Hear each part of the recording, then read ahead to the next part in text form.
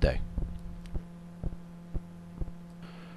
Now that you understand point and figure charts, I'd like to revisit a comment that I first made at the beginning of this presentation. Suppose you'd bought a stock with strong fundamentals where the analysts loved the stock, yet you were puzzled as to why it kept going down after you'd purchased it. General Electric is a formidable company that brings good things to life, as their slogan goes. If we look at the right side of the chart, you will notice that we have added a blue bar with numbers for GE's earnings. As you can see from the blue line in the chart, their earnings continued to grow from 1998 through 2004, yet the price of the stock declined. While GE is a great company, there are times not to own even a great company's shares. Notice how the technicals would have suggested that you sell the stock long before it lost more than half its value. The last step in our process is that of risk management.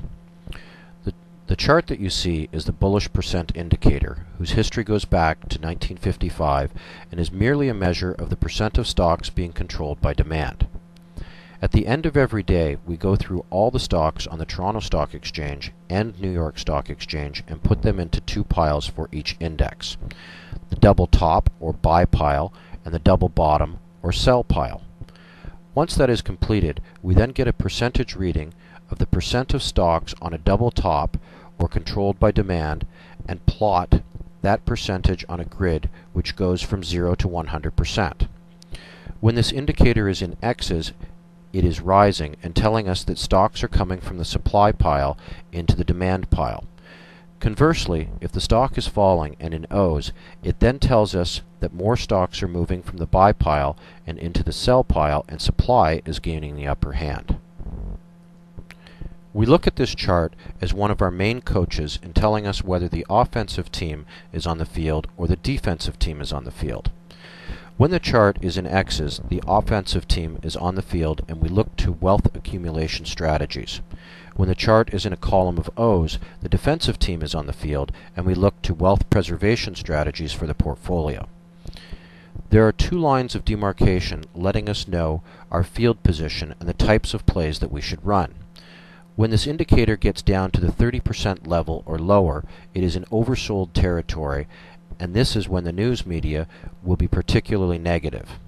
But remember, the markets always look ahead 6 to 18 months. News headlines tell us what has happened. Conversely, the 70% or higher level is high risk. The availability of demand to push the market higher is severely limited. Typically, this indicator gets to these extremes only once every 3 to 4 years. While 2008 was very active on this chart, it was just a reflection of the overall market volatility, and on average the chart only changes 2.5 times per year from offense to defense and vice versa. There is one warning that I must give you about this indicator, that it will not necessarily move like the Toronto Stock Exchange 300, the TSE 300, S&P 500, or the Dow Jones.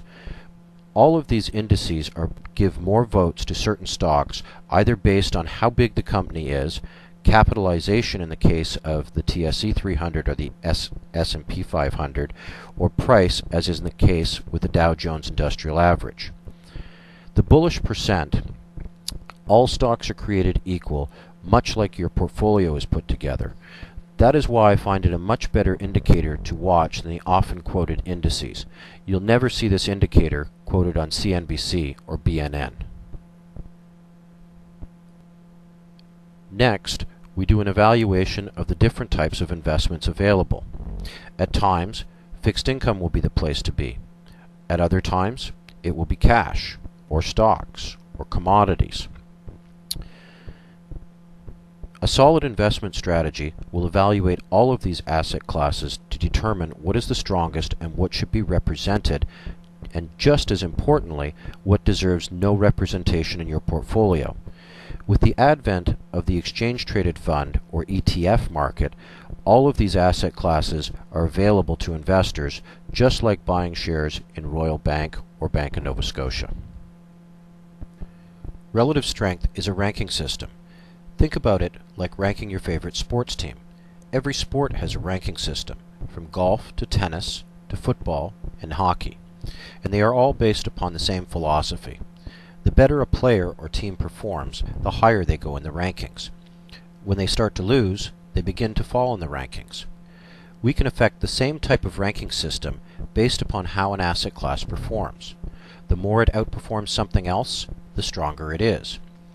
When it begins to lose that strength, it falls in ranking. The actual relative strength calculation is very simple. We take one asset class, like cash, and divide it by another asset class, such as stocks. This number is then multiplied by 100 and then plotted on a point-and-figure chart, just like those that you have just learned about. To find the strongest team or areas in the markets, we use this relative strength ranking system. The point-and-figure relative strength chart on the right is the result of dividing a money market fund by the S&P 500. When the relative strength chart is in X's, it tells us that cash is favored over stocks, and when the relative strength chart is in O's, it tells us that the money market is out of favor or that stocks are favored.